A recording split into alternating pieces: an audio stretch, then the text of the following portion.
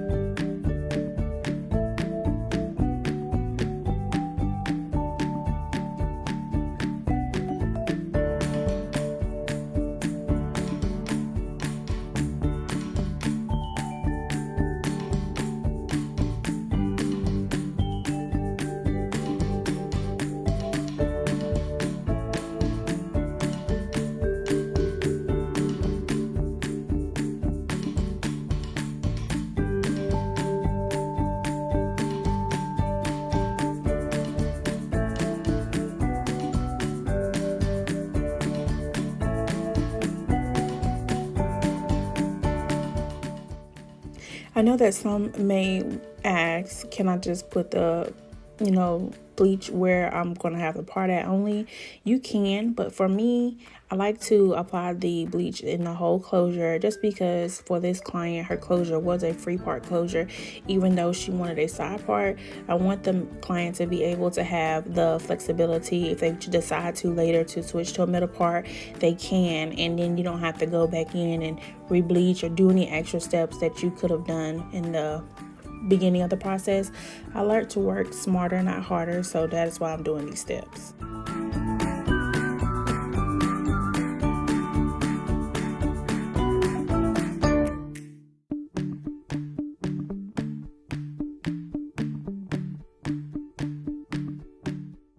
All Alright guys, and what I'm showing you here is how you check on the lace. You want to make sure you're pulling, like even though the hair is laid down, you want to pull the hair out because you don't want it to lay too much on the actual closure to where it can maybe bleach some parts of the hair. But I was just showing you how if you check the hair where you will look to see the desired look of the knots they should be.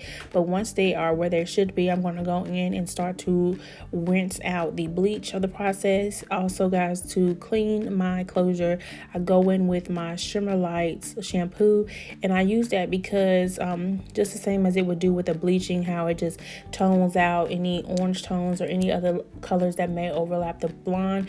It does the same in the closure because it removes the orange spots or the over processed areas where the knots are that have like that orange undertone. So I like to use the Shimmer Light shampoo to clean up those areas.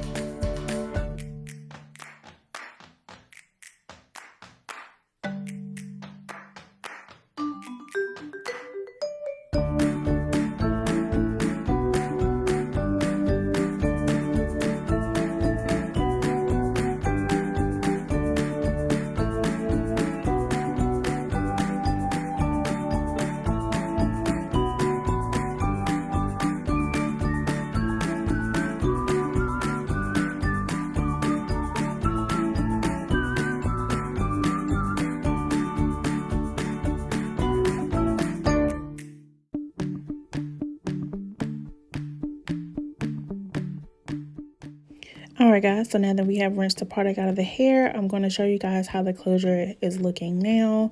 And I'm going to show you guys as I part throughout the closure how you're able to see through and it matches well with my skin tone. This is what you want in order for it to be able to match the skin tone or the scalp of a client.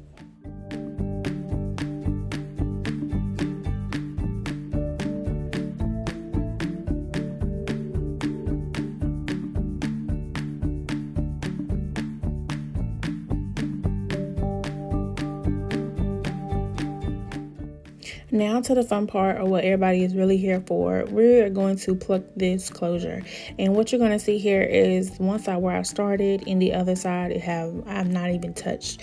So what you want to do, I usually go about an inch or two back from the beginning of the closure, and I start plucking from that way. You don't want to pluck in one area consistently. You want to move from left to right, and the reason why I say that is because if you stay in one area, it could cause you to have bald spots in the closure. And you don't want that because you can't fix that. There's nothing you can do to make the hair grow back in the closure. So you want to make sure you're moving around. You don't stay in one area too long.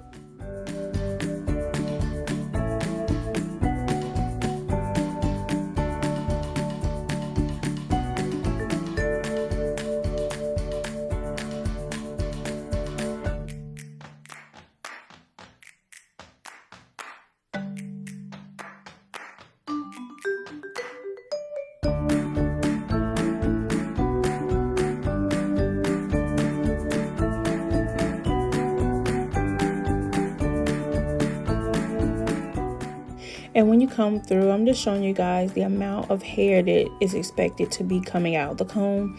Do not be surprised when you have a lot of hair coming out, because that is the point of plucking. You are pulling the hair out of the closure.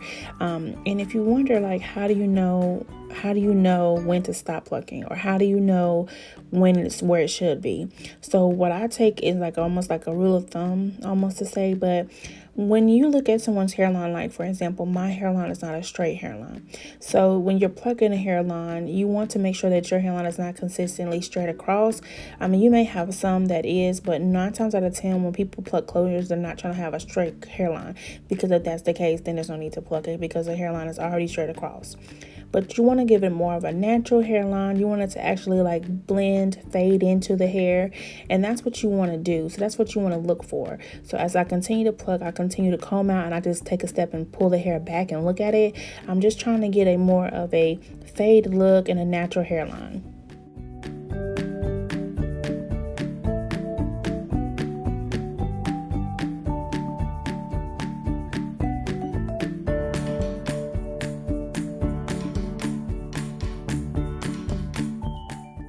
Alright guys, so here is the closure now. I do want to encourage everyone that if it does take you a while, please do not get discouraged, because it does take a while to actually pluck and customize a closure. And for this step that you see me doing here, because if you are a beginner, please part the hair and go to the desired area and pluck that way. Don't pluck between the hair like me, because you could end up plucking hair in an area you don't want it to be and then cause it to have a bald spot, or an area that you didn't want it to be plucked. But here, because the client did want a side part, what you see me doing here is parting the hair, and I'm going in and just cleaning out the part.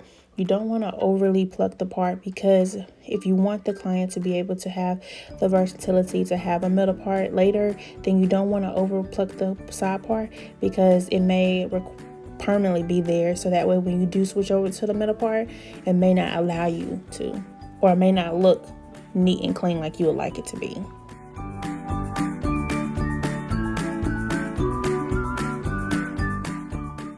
And what you see me doing here is I'm just spraying the hair with a water bottle, and I do that sometimes because when the hair is wet, it's easier to pluck.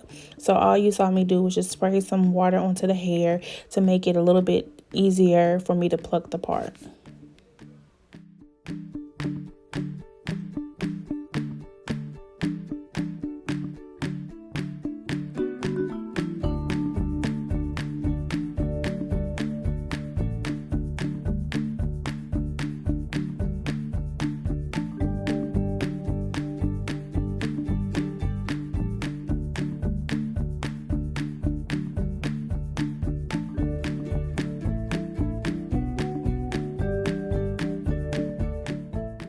Alright guys, but that's pretty much it for how you should pluck and customize your closure for a client or yourself. I'm going to insert, I didn't get a picture, but I'm going to insert some pictures of wigs that I've done that you can see how I customize and how I style the hair. So I hope you guys enjoyed this video. I hope it was informal. I hope it was what you needed out of the tutorial for how to customize a closure. If you made it this far to the video, please don't forget to thumbs up, subscribe if you haven't already, hit that notification bell so you guys don't miss an upload, guys. And as always, stay true and stay you, and I will see you guys in the next video.